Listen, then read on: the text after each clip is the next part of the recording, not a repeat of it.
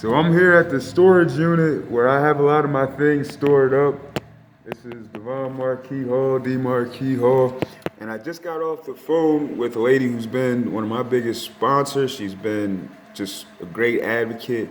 And I'm just, I'm thankful to all the people that have helped with the campaign, that have helped going forward, that are still helping.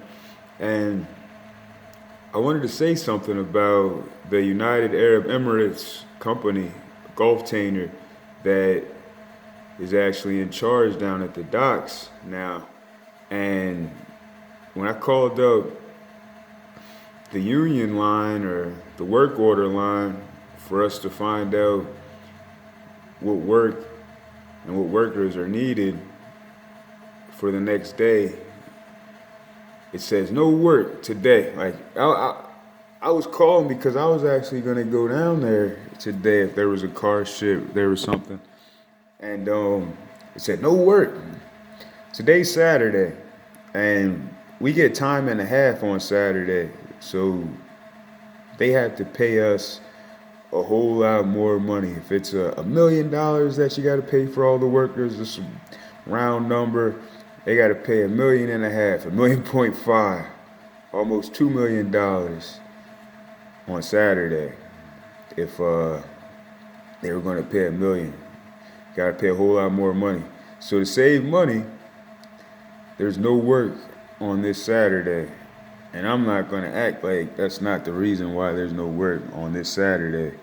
I don't know if there's going to be work on Sunday, but it's the same situation with Sunday. Sunday, we get time and a half. And if there's no work tomorrow on Sunday, we know. I mean, I already know. That's why,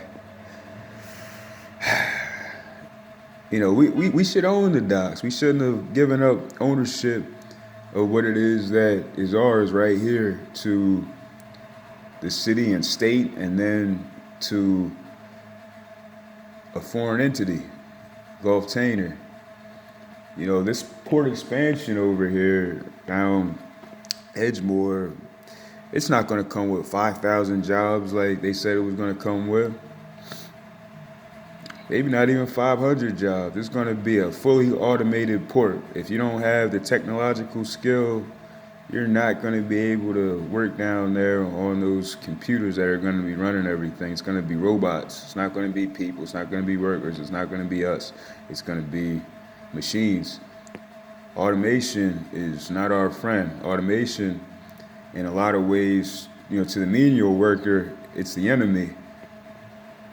We're not working hand to hand with the robots. There's not a need for as many workers, as many people that need to feed their families, that need to get paid, that are going to need benefits, that are going to need health care, that are going to need... People are too much a liability for these corporations, They're going to save money with these machines. So that's why this port expansion, it's not going to lead to the jobs that we were promised. And when I look at Albert Palmer School, right across the street, or catacomb to the Union Hall down on Claymont, that's supposed to be for training. Gulftainer bought that building where there's no school anymore. There's no school at Albert Palmer. That's supposed to be for training for union workers that work down at the docks. We got to keep working down the docks. We got to keep work coming to the docks. We got to keep from being told that there's no work. Like I was told that there's no work last night when I called on the phone. I'm not going down there every day. I'm not dependent on that every day like some folks are. I don't have a family that I have to feed. I don't have children. I think about the moms that I've seen out there who come with their children. They come with their children, not knowing if they're gonna get on or not. They don't get on, they go home with the babies. They get on, they send somebody else to take the babies home. Somebody that they're gonna call to come and get them, or that came with them to take those children home while they work that day. I don't want to work before them. I don't want to get chosen, get picked to work before moms that are trying to feed their kids.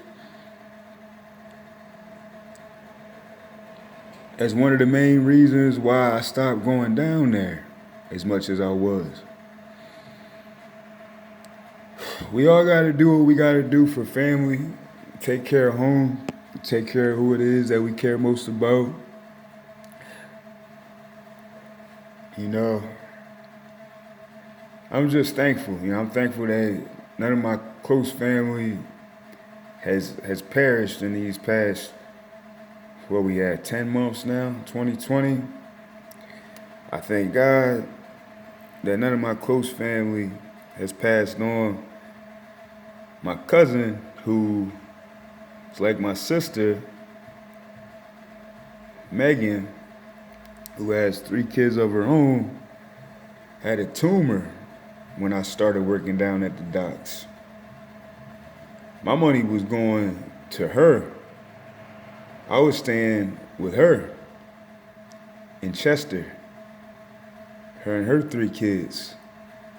So I was waking up early in the morning, 4 o'clock, to get on a bus to the train station in Chester, to take the train to Wilmington, to walk from the Wilmington train station to the Union Hall every morning. Sometimes, if I couldn't get up early enough, I was taking Lyft from Chester, Toby Farms to be exact, Chester Township, to the Union Hall to work before 6:30 every morning, 6 a.m. But I got there, and sometimes I got on. Sometimes I didn't. Most of the times I didn't.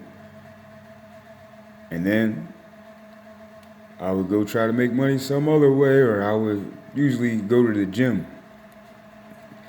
All this time, I'm still doing the art, I'm still doing the different events, I'm still training. But not all that makes a lot of money. So I thank God just for opportunities, for alternatives, for resources, for a mind and for a heart and for discernment, for direction from God to know what's right, what's wrong, and to do the right thing. Because there's folks in high places, there's powers and principalities that are not doing the right thing for the right reason. They're doing the wrong thing for the wrong reason. There's a lot of times out in these streets where we got people doing the wrong thing for the right reason. They're trying to take care of their family. I'm looking at Riverside projects right now. I'm thinking about all the families out here that are being supported by things that you would never imagine would be anything that would support anybody. They're destroying what it is that is our community. They've been destroying what it is that should be our community for a long time, but this is how people feed their families, and that's how they survive. And without the drugs and the devastation, we don't exist, some of us. My family is not excluded from that, and we're not excluded from this prison system. I was in jail. I was down at Howard R. Young, also part of our district, just a little bit further that way, past these project houses. Let me look at them. This is a long video. I gotta pay my storage fee, and I'm gonna have to get the key again to get back in there. But every day is another battle, but it's a blessing to be able to fight. I thank God for today. I thank God for everything that it is that exists in this world, that exists in Wilmington. But the evil that exists,